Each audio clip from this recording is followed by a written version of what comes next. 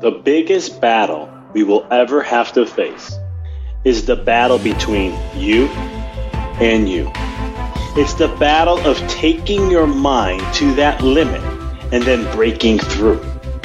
On the Mindful Experiment podcast, we will share concepts, universal laws, and interviewing individuals who have done just that, who have gone through the dark times and through those moments allowed their light to shine bright. I'm your host, Dr. Vic Manzo, and I want to thank you for listening to the podcast and taking this journey with me as we discover different avenues to break through those limits, expand your reality, and evolve into the person you desire to be. So sit back, relax, and enjoy the show. All right, guys, this is Dr. Vic here. And before I get into this awe-inspiring interview with Roberto Monaco, I wanted to share a little bit about Roberto. Roberto's he's one of the few. There's not many like him in this world. His energy is contagious. He's very inspirational. He loves life, and he is the man of influence. Roberto Monaco he's a full-time speaker, a coach, and a trainer since 2002, and he's conducted more than 4,500 presentations in the U.S., Canada, Mexico, England, Brazil, and Puerto Rico. Roberto used to work for Anthony Robbins Companies for 6 years, and in 2004, 5, 6, and 7, he was a top producer and revenue generator in the country. In 2005, 6, 7, and 8, Roberto has also coached and trained all the other peak performance strategists at the Tony Robbins Companies. He has advised and consulted with Fortune 500 companies, executives, managers, and sales professionals in the areas of peak performance, leadership, psychology of achievement, presentation skills, and sales. Today, Roberto is the co-founder of Influenceology, a training and coaching firm that helps sales professionals, leaders, and executives to acquire more clients, make more money, and advance their mission through the art and science of influence. Roberto is originally from Porto Alegre, Brazil, and he conducts workshops and trainings in 2 languages, English and Portuguese. I was really excited to have Roberto on. He's a mentor of mine. I've taken his programs. It's amazing what he has helped me with in the speaking world and being able to present my message in a way to help the listeners, the audience, grasp it better. That's it. When it comes to influence, it's not manipulation. Sometimes people think of that, but Roberto is a master when it comes to influence and how to coin terms and words and how to really help you grasp your message. But in this interview, we share a ton of nuggets, and that's what I love about Roberto. Roberto will share awesome information and life nuggets and nuggets in general about you can utilize in your life no matter what arena you're at. So I highly recommend getting a pen and paper out. There was a lot of great stuff here that was shared, and it was a very be ready to be inspired because Roberto is the man when it comes to influence, and he will definitely influence you to inspiration and empowering your life and your message. So let's jump into this amazing and powerful and inspirational interview with Roberto Monaco. Well, welcome to the show, my friend. I am so excited to be here today. Going to have a great time. Dude, I told you over a year ago I was going to do a podcast, and you were someone that I was eyeing. I know you have such passion. Listeners, you're going to hear it from him. You're an amazing individual, and I'm just so excited to have you on. So thank you for being here.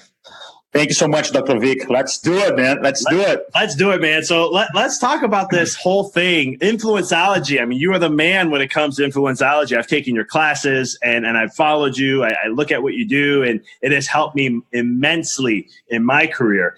How did your journey, though? How did it all start?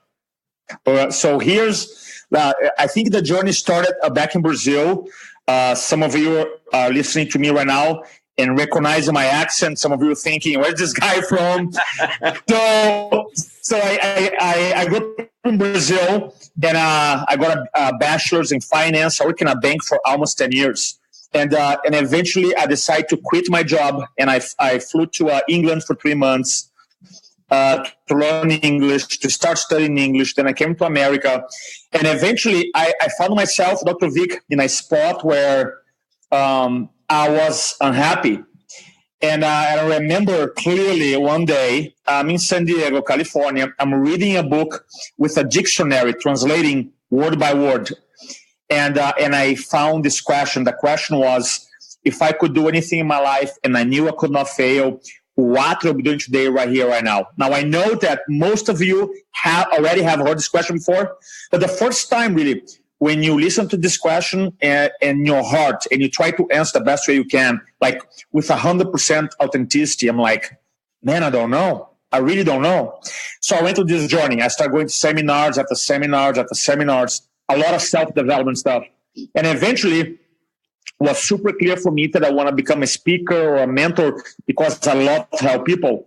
And here's the part that's really important for the listeners. For 5 long years, 5, I did not take action. And the reason I didn't take action, because I have a mix between fear with a mix of like limiting beliefs, limitations. Well, I'm not from here. Well, I have this thick accent. People are not going to like me. All this stuff that paralyzed me for 5 years.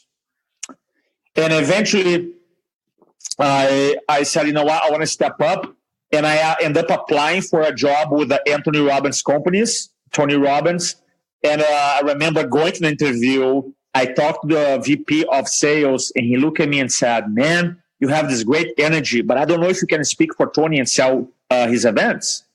And I look at him, and I paused and said this. I said, I'm not going to be your best speaker because English is my third language. Yeah. I will be your number one influencer. So that's where I started, Dr. Vic. I started going doing talks, and I was doing around 400 talks a year. You know, when you have speakers going to chambers of commerce, businesses, sales meetings. So I was doing 400 talks a year, and then eventually, after 6 years, I left Tony Robbins, and then I opened up a company with my business partner back in 2008. So we have 10 years now. And the company Influencology, the idea behind it, thank you, buddy. 10 years is big. So the idea behind Influencology is to help entrepreneurs business professionals who have a big purpose and they want to communicate their story to the masses. So that's what we do. We have worked with 36 industries so far, and it's super fun, super rewarding.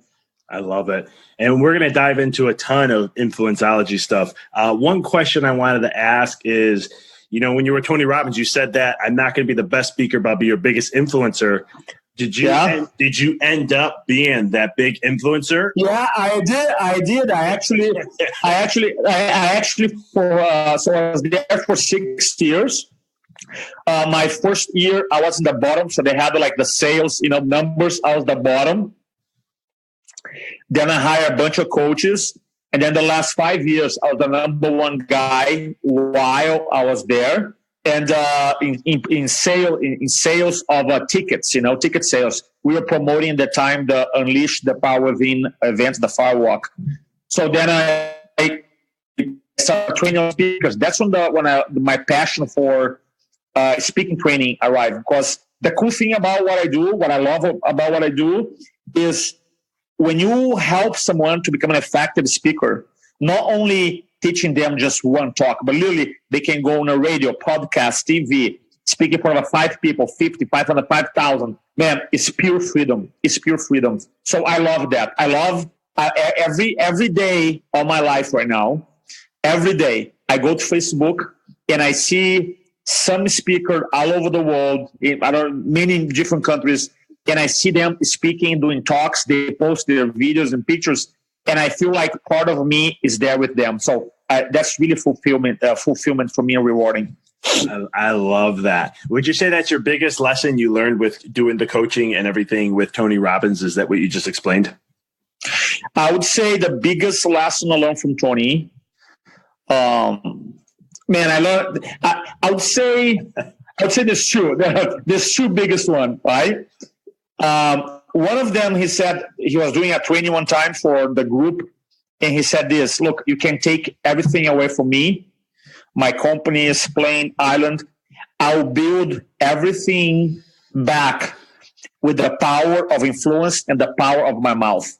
I'll never forget that, bud. I'll never forget, because if you stop and think about it, every single leader that has changed the course of our society, the business, politics, spirituality, right? You name it. Yep. They use the power of communication to do so. Right? So I personally feel, so that's number one. Number two, the second biggest lesson I learned is by the way, I haven't achieved that goal yet. I want to make sure I'm clear. And I'm not there yet, but I think the second thing that I learned is the idea of having emotional mastery.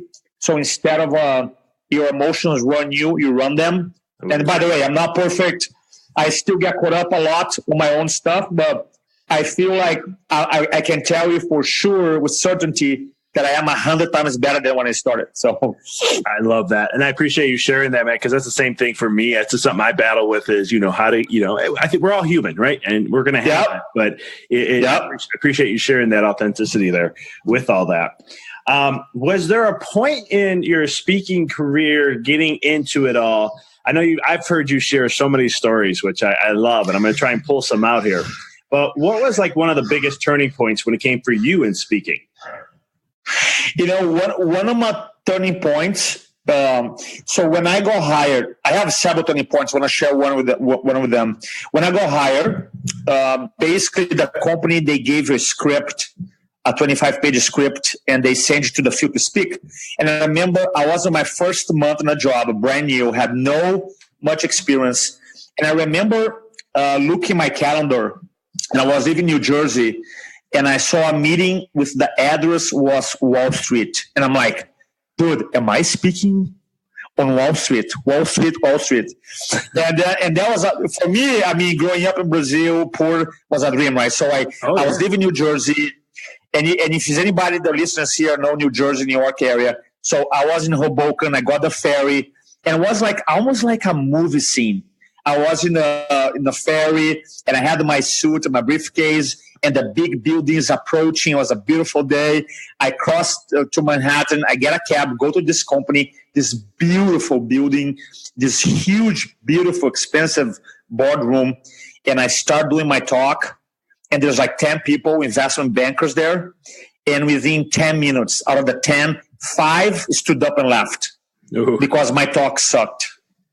And now, dude, you gotta finish, right? So I finished, and the people who stay, they stay out of respect for me, literally. And I was supposed to sell tickets. I didn't sell anybody, and now I gotta take the cab back and then the ferry back from Manhattan to New Jersey. And now I had this voice, right? Dude, you suck. You're not supposed to speak. This is way beyond your capabilities. I had this negative voice. So I arrived at home at the time, and my roommate said, dude, why are you so sad? And then I said, man, I told this story about it. And he goes, show me your presentation. And then I was doing my talk for him, and within a couple of minutes he goes, stop. And I said, what? He goes, you have no certainty. You see, we are always supposed to be doing the same script. So I was saying the right things, but I had no certainty. And the biggest lesson, turning point for me, is that people never lose certainty. Never. Some people say, I lost my confidence. Or that is an illusion, because certainty or confidence is context dependent, right? So I was, at that moment, I was certain that I'm a good person. I was certain that I want to help, but I wasn't bringing that certainty, that confidence into my speaking. So through some exercise that I did, I started using before my talks and putting myself in this really powerful state of certainty. Again, going back to emotional mastery, man. And it was night and day. The next talk, I start closing rooms. It was crazy. And so many people, so many speakers, they spend so much time working on PowerPoints, redoing the PowerPoints, and doing old stuff instead of like rehearsing the talk and putting themselves in this magnetic, the word is in this magnetic state before they speak. And when you do that, you become unstoppable. Because I had cases just by walking a room, the way you walk and the energy. People said, "Dude, you're walking in. I don't even know what you're going to say, but I decided at that moment I was going to buy something." Just how you walk. Because your state is magnetic. So I have a little methodology that I use to create this really powerful emotional state before our talks. I love it. And I think you just shared, I see it on Facebook or maybe Instagram. I don't remember where I just saw it today, where you shared actually just what you're talking about. What is it that you do right before you go to it, like you're about to start speaking? Okay.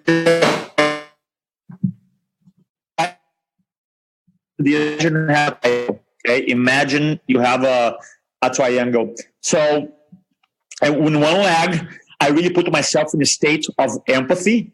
And one phrase that sales business people, we have to learn how to eliminate from our vocabulary is this: I know how you feel, right? Because nobody knows how I feel. I don't know how you feel, right? You can get close to. So empathy is you trying to do the best you can to get close to how people feel in a moment, even though you never know. So I ask myself questions like, who are these people? What are they giving up from being here? Where they come from? What the kind of goals, desire they have? So I'm really trying to figure out other things that I do too, but to have empathy. The second state or emotion that I cultivate is certainty. So I stop and think about my life, the moments when I felt unstoppable certainty. So I have this image in my mind and I feel how I felt. I breathe how I was breathing then. So I replay that in my mind and I have this literally this wave of a certainty going in my body. So I have empathy, I have certainty, and the third thing that I have is love, because I feel like love is the strongest force you have. And really, I do this really cool thing that I usually do when someone's introducing me. I go in the back of the room and I pause and I think about my mom, I think about my wife, I think about my baby, and I have these loving moments with them. And then when I'm feeling and in silence, I look at the audience and I go, I love you, I love you, I love you, I love you, I love you, I love you, I love you, I love you, I love you, I love you. So I send a lot. I try to say I love you to as many people as I can.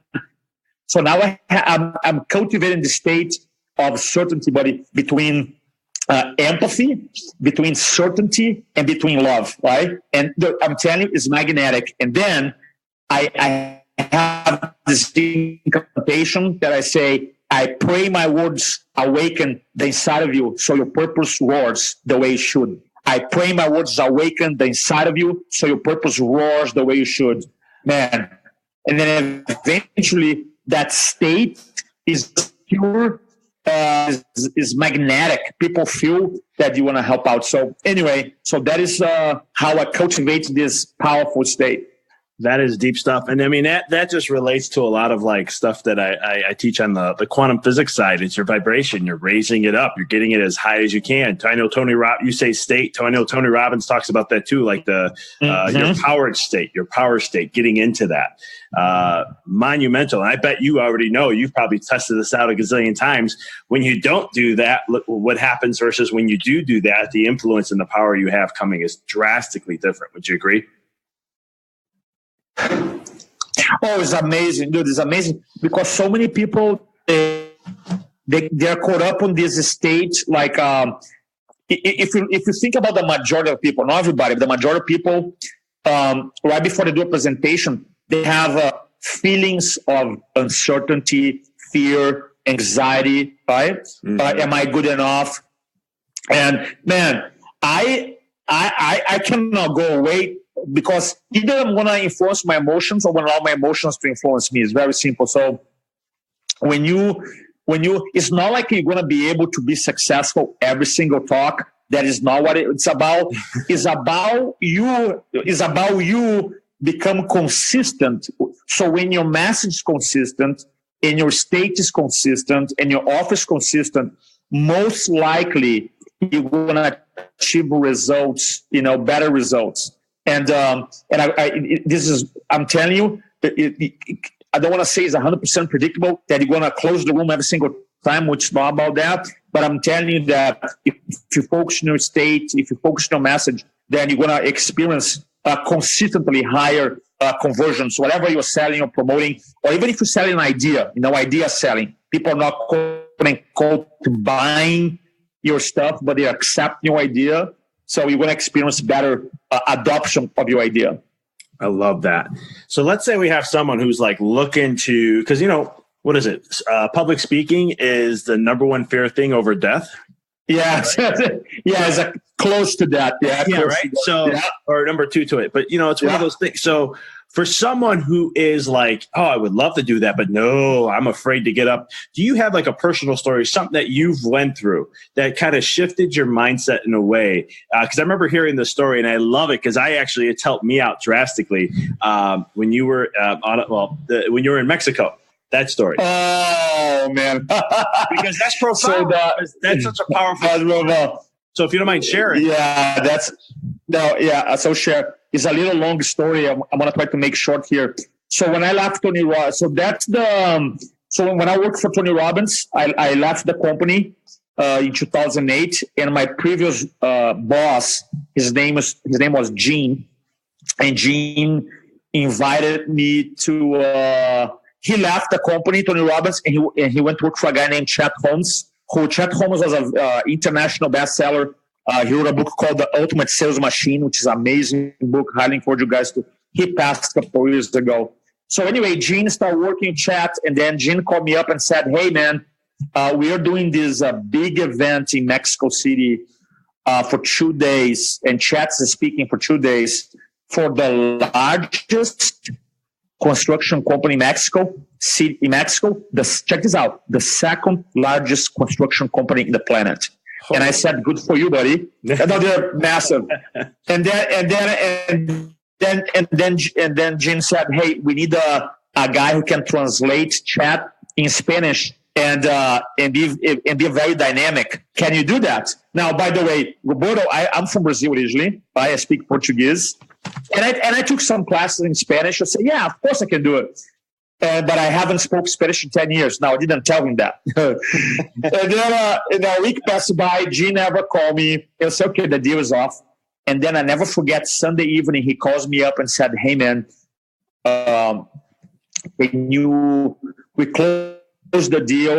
We're not going this Thursday, but next Thursday to Mexico City. You're going to be speaking from 600 people." Now, here's the crazy part. I literally hadn't, and if you know Spanish or Portuguese, sometimes the same thing, the same words, sometimes totally different.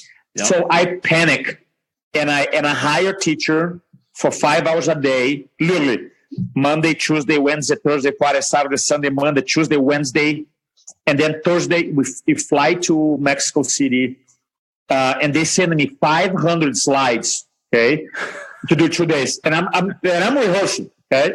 So we arrive in Mexico City, this beautiful hotel, and then Thursday evening, I go to my hotel room, and then Friday morning I wake up, so the event started. I meet the owner, Geraldo, billionaire, super nice guy. So Chat starts speaking, I start translating, and then within 5 minutes, Chat started telling his personal story, and then we didn't practice that. And maybe the listeners know this, when you have Spanglish, when you use half Spanish, half English, there's a term we use called portuñol, which is half Portuguese, half Spanish. I really started using my portuñol, and eventually I saw 600 people tilted their heads, looking at me like weird. And there's a lady from the back, came running, and Chet was speaking, and she said, "We need to remove you from the stage right now." And I'm like, "Right now?" Goes, "Right now." And I'm like, "Why?" And then she said, "Because people cannot understand your Spanish." And they literally removed me. They paused the talk, removed me, and they put me in a chair in a corner. Man, I felt humiliated. I felt, and this is after Dr. Vic, 6 years with Tony Robbins. I had my own company. I felt like I let Chet Holmes down, my previous boss down, the audience down. Man, I felt like not only humiliated, but I felt like I did something really bad because I let people down. And so then in the evening, my previous boss, Gene, the guy who hired me, calls me up and say, "How are you feeling, man?" I'm like, "Man, I'm so sorry. I really believe I could do this, Gene." He goes, "Look, I understand." And he said, "I have to ask a favor. Tomorrow, I'm supposed to do a 2-hour talk in English, and I have this big meeting. Can you do a 2-hour presentation in English tomorrow? And I'm going to have someone translate you in Spanish. By the way, you're not going to get paid. It's not part of the contract. It's a favor." And then I paused and said, "Of course, because in life, either you own your results or your results own you." And when I was feeling sorry for myself, right? When I was feeling sorry, the results were owning me. And I say, "You know what? I want to do it." And I practiced until I put the talk together, 2-hour talk. And it was fascinating when they brought me back next day. And I could see people's faces what they're thinking. "Man, this guy again? Right? He's going to speak again. He just got kicked out yesterday." Now, they didn't know I was going to talk in English. I was going to be translating in Spanish. And here's one of the highlights of my career. On Friday, 600 people saw me being kicked out from the stage. On Saturday, they stood up, 600 people, and gave me a standing ovation.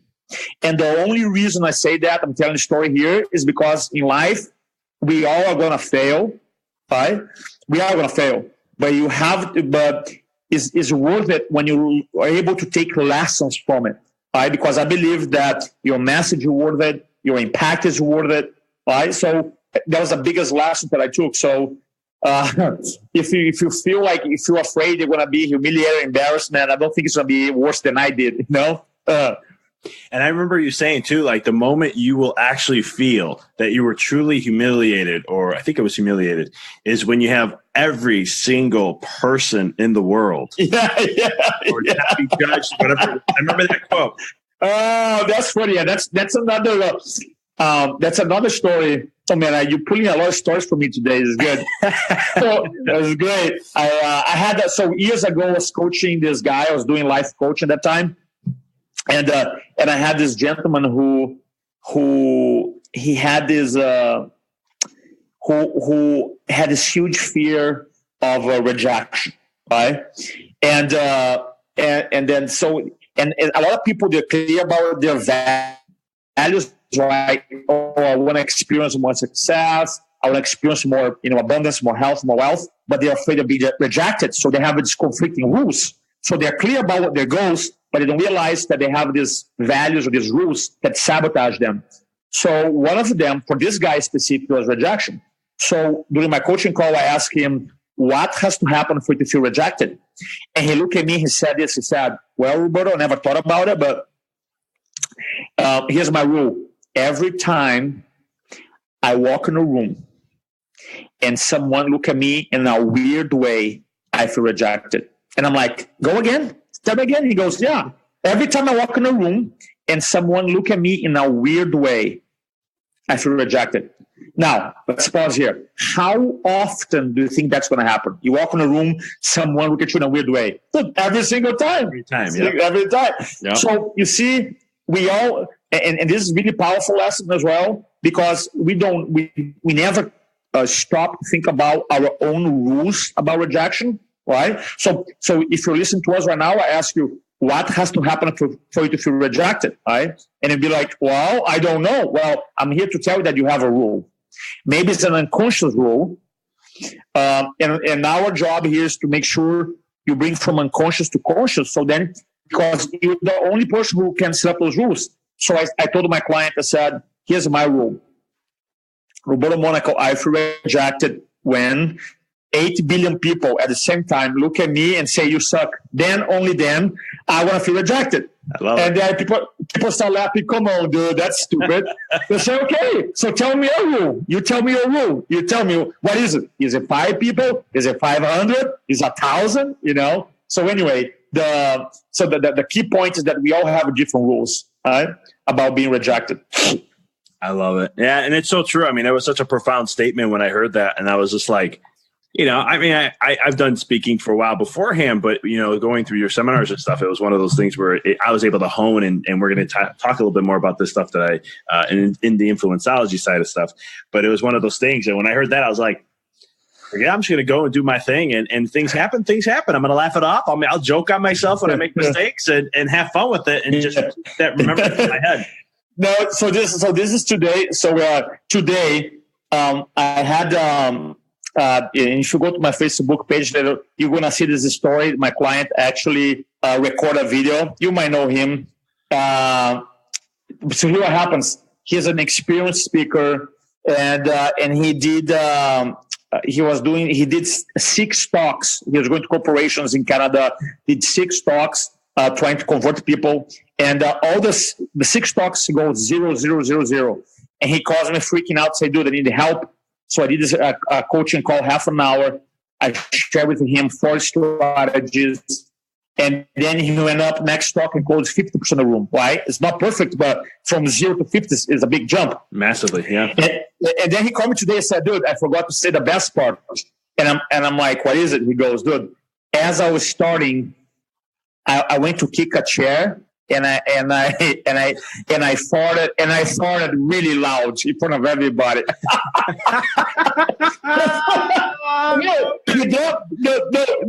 He told me today, and I'm like, come on, man. He goes, dude, I did. I swear I did. That's a big one. And he goes like, and I know nobody. I don't have a strategy to come back for that one, man. I really don't. I hope that never happens to me. I know. And I'm like, wow. Keeping classy here. But dude, I was laughing so hard. He just recorded this video before a podcast today. I was laughing so hard. I'm like, man, things happen. In his speaking, things happen, It does. Yeah, I love it. And again, it goes back to if he has that mindset of 8 billion people, he's going to laugh it off, make a joke, or do something out of it. Yeah. And that's what he did. He just kept going, He just kept going. I love it. So let's tap in more then. Let's get into this influencology stuff. And, when it comes to influence, I know you mentioned about one of the mistakes that speakers do or people who present, they focus more on the PowerPoint than the content. Yeah. That's the biggest mistake? Or is there something else that when it comes to speaking, what's the thing you see that's the biggest mistake? So I want to create a context here. So a lot of my career since 2000. So since 2002, 2008, I was primarily doing talks and coaching people. And now 2008, now I do from 10 years, I do a lot of presentation reviews where people send me the talks. So I have a lot of experience of reviewing talks. One of the biggest areas that people can improve, that they're not doing the talks enough is storytelling. And let me tell you why, because here's what happens. When we go to, I have a BA in finance, MBA marketing. So let's call it 7 years of a business training. Man, I never learned about storytelling. Never. 7 years, never. They don't teach that in MBA school or bachelor's degree. It's kind of crazy. But then when you go outside to sell, influence, market, and you start looking at things around you. For example, if you go to Amazon, best-selling books, they're novels. If you watch TV shows, right? If anybody watch any TV shows, they're stories. If you watch even like this singing competitions, right before the X Factor or American Idol, what do they show right before the singer goes and performs? They show a little clip, right? A little clip, like a 1 minute clip, telling a story. So around us, video games. Now, I don't know if you noticed, Dr. Vic. Now, video game is a disease. People lose jobs because of video games. They have divorce for video games. Because why video games? When I was growing up, I'm 48 now. When I was 15. People didn't get hooked on video games, and now we do. Why? Because before was Pac-Man, right? Before you didn't have the storytelling. Now they make this so compelling, and now you become a character in the story and you become hooked. So storytelling is everywhere around us. That's how we like if you ask, look, if today it's Friday, recording this Friday, then you're going to have a weekend. Comes Monday and you're going to go back to work. I promise you're going to be telling stories to your friends or loved ones about the weekend. So that's how we communicate. And then when you go into quote unquote speaking mode or presentation mode, most of us, we try to just start give information, give facts without being able to illustrate using stories. So let me give an example here. I have one of my clients, he sells compliance, compliance services. And he calls me up years ago and he said, man, I have CSS disease. And I go, CSS disease? Huh. What is that? And he goes, I can't sell shit disease. No, for real. And then I said, okay, what happened, man? And he goes, man, I'm doing these talks, and people say this is great stuff. So I said, send me your presentation. So he sent me this 1 hour long talk, and I'm telling you, was painful. It was just compliance stuff. I'm talking about painful. Can imagine. So then I said this. I said, okay, so he's going to do. We're going to do three things. Number one, I want to cut your content in half. The guy freaked out, like, dude, I'm a compliance expert. Dude, you cannot do this. Like, dude, listen to me. I'm going to cut in half. The other half, we're going to add stories, and then you're going to redo your close. That's it. So I did that. And then he goes next weekend, go and speak. And it was one of his best talks. He makes almost $50K in 1 hour. He said, dude, I cannot believe it. Right? Was the same information. So why I'm telling the story? Because before it was just information, right? And he was speaking to inform, and then you add stories, and now he's speaking to transform. So one of the biggest mistakes people do in speaking, in marketing, in communication, in podcasting, in email, is not be able to illustrate with enough stories. Right? So that's why I spend a lot of time in influenceology. It's not the only thing that we teach, but I want to make sure when people come to our class, whatever, or I help them, there's three stories that every executive, business person, doctor, entrepreneur needs to know. You guys want to maybe write this down. The way I see it, storytelling, number one, your personal story. And your personal story is like, why do you do what you do? Why you're there speaking? You know what I mean? So you got to have, explain that in a story format. Number two, depending if you're a doctor or business owner, you want to have a client story or a patient story. You got to have to be able to illustrate. And then the third type of story I call Swiss Army knife story. And the reason Swiss Army knife is stories for everything else. Now, obviously, there's a lot of storytelling trainers out there. They say, no, you got to have 20 different types of stories, whatever. I like to make things simple so people use it. So one story is like why I'm there speaking. Other story is about my clients that I help or patients. The third one is stories that illustrate other things, such as my company's values, the vision, acting with urgency, illustrating the power of change. So anything that I'm trying to illustrate, then I use or other than my personal story or my client stories or patient stories, I put in that category, and that worked for us. Works great. I love it. What I love it. I mean, taking your stuff, I've used stories more and more. I wrote a book, and it's all about universal laws, and quantum physics, which can get a little headspace and get too informational. But I share personal stories like crazy in it. It's amazing how much it has influenced people. I love them. I can't wait to read your book, buddy. Can't wait to read it. I'll have to send one out to you. But why do you think stories? It's psychologically, what is it about stories that really moves us as humans? What happened is that I have a 1-year-old now. Right? And she's actually 13 months, baby Sophia. And I can see that now she's in a point of she's drinking milk, she wants more milk, or she points to stuff, or she sees me and tries to hide. So it's kind of like she already understand what's going on. She's not able to verbalize yet. She doesn't have the language skills.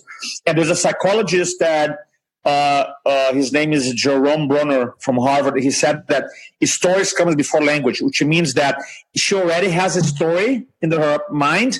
That's why she developed language. So stories. For one aspect of storytelling is that's how we learn, right? And if you think about it, when you were caveman, not that you were when we our society were cavemen, we didn't know how to write. We didn't have books. We didn't have iPads, phones. How? Here's an important question. How I, as an older generation, for example, I'm going to teach you a principle to you so you remember, protect yourself. So that's why the idea of campfires and idea to be around the fire and sharing stories with emotional content, storytelling went beyond just entertaining, was actually an educational tool, because you couldn't, how are you going to remember the information? How are you going to remember to not go to walk that direction because you're going to face a T-Rex there, right? So storytelling was used as an information tool. So another reason why storytelling is so powerful is because they have this term in influence called identification. And identification happens when you tell a story to your audience, and your audience of one or many can identify himself or herself or themselves with the character of the story. All right, so for example, if I told a story and someone, this is just like me, or has very similar challenges like I do, when you create this identification, two things happen. Connection goes up and resistance goes down. And that's why it has this powerful emotional connection. In other words, stories speaks to our humanity. So it has been life-changing for me and life-changing for our clients.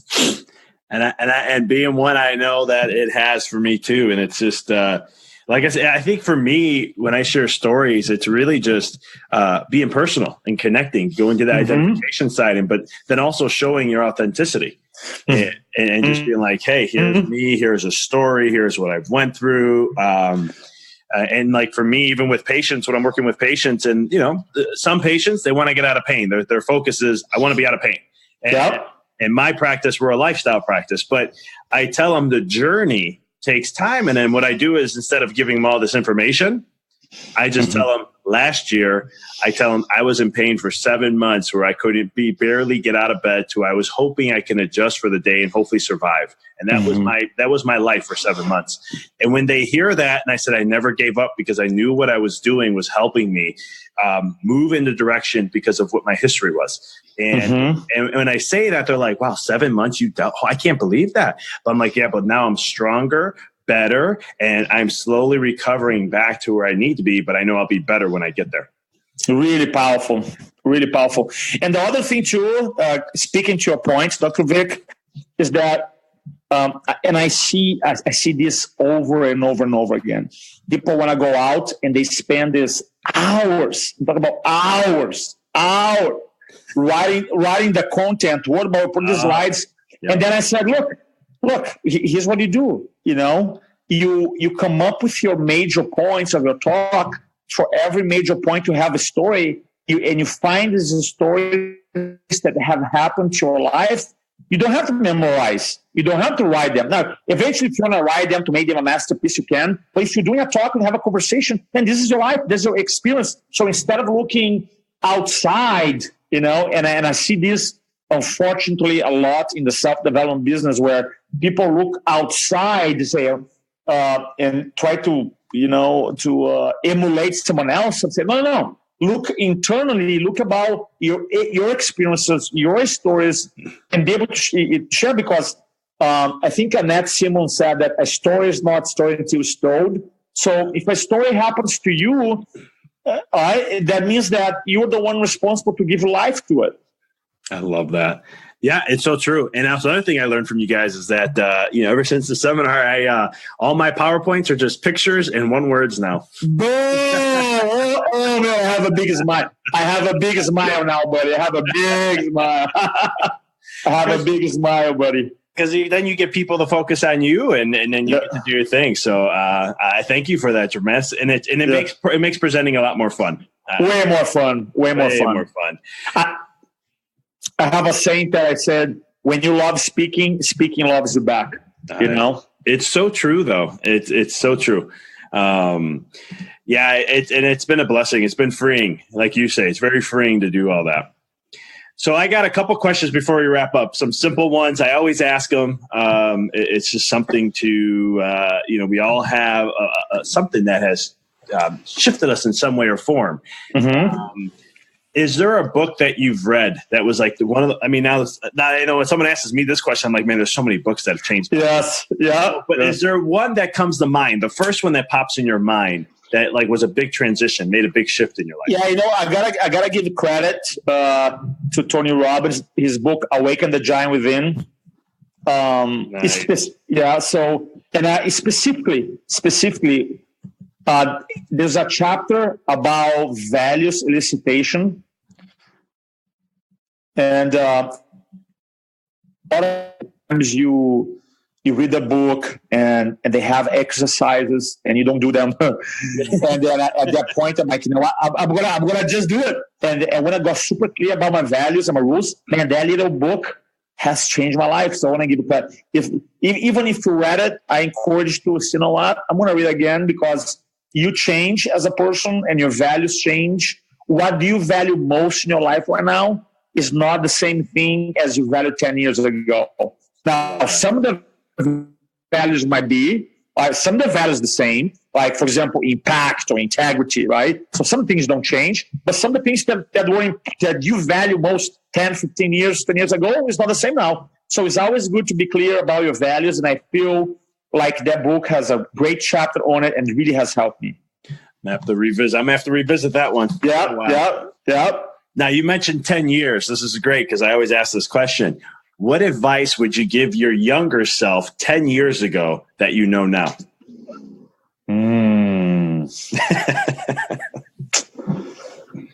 Oh, man. It's a loaded question. Yeah, let's see. I would be...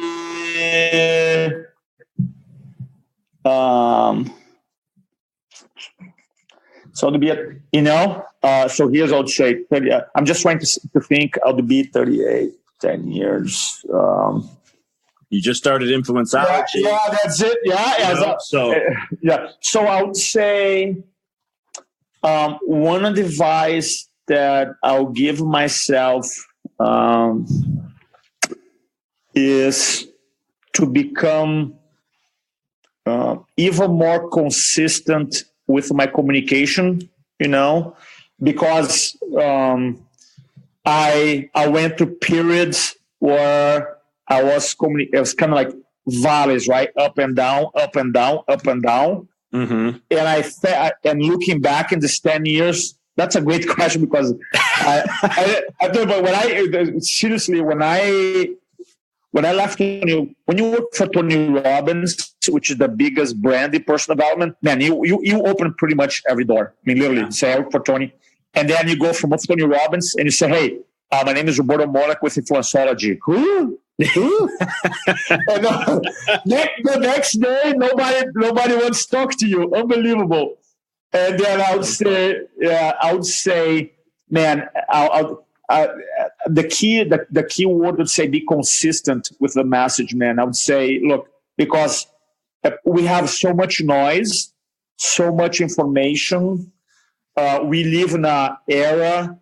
And by the way, there's a great paper, this company called Elderman Trust Barometer, and every year they publish a PDF, a research on the trust levels, the trust that you have in governments, trust you have in companies, trust you have in media, on a profit organization. So they have been doing research, I believe, for the last 12 years, I believe. And one of the key findings of the research is that we live in a very low trust era. People don't trust. So what happens is that when you don't communicate, you just reinforce that no trust, right? So it's kind of like that no trust environment. You're just allowing that to take over if you're not stepping up, if you're not being consistent with your communication. So for me, looking back, I wish I had stayed, and I feel like I'm a pretty consistent guy now, but I had moments where when I started my business, I wasn't. So I think it would be that one of advice I give. But there's way more. There's way more. There's way more.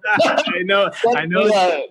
It's way more. But I think it's very powerful because the law of consistency states that the more that you do something consistently over a period of time, you become a master at it. You become you attract it in your life, a vision, whatever it is. So that's really powerful information there. Yeah. I got one more. This one's easy. Okay. What is your most favorite quote or a quote that shifted or transformed you? If you don't share your story, the marketplace will create one about you. I love that. I knew. I had a feeling you were going to say that. I had a feeling. Come on, man. Yeah, right. It's like, if you don't share your story, the marketplace will create one about you. So let's talk about that. Yeah. And the guy who said is brilliant, man, by the way. The guy who said that is unbelievable brilliant.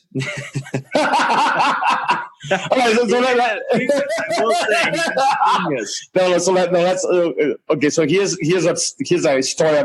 So I have a quick story about it. And I think I want to inspire people here. I would say maybe 5 years ago. Maybe more, maybe 6 years ago. I don't know exactly. But when Facebook really start going off, I don't know if you remember at the beginning of Facebook, everybody didn't know how to posting was something new. So I think people start posting quotes a lot, right? So they post quotes. Still nowadays, some people still post a lot of quotes. Yep. And then one day, so here I am. I'm a speaker. I'm a coach. I'm a trainer. I have my own company for a couple of years. And I'm quoting everybody else but me. Yep. So I coach Tony Robbins, I coach Zig Ziglar, I coach Deepak Chopra, all these guys. And I'm like, and then I had this thought, man, I have no quotes. Yeah. And then I had this negative voice. Who do you think you are to quote yourself? And then for real, I had this negative voice. Dude, I'm not going to quote myself. It's kind of stupid. And then I'm like, why is it stupid? If I don't write my own quotes and quote myself, people never quote me.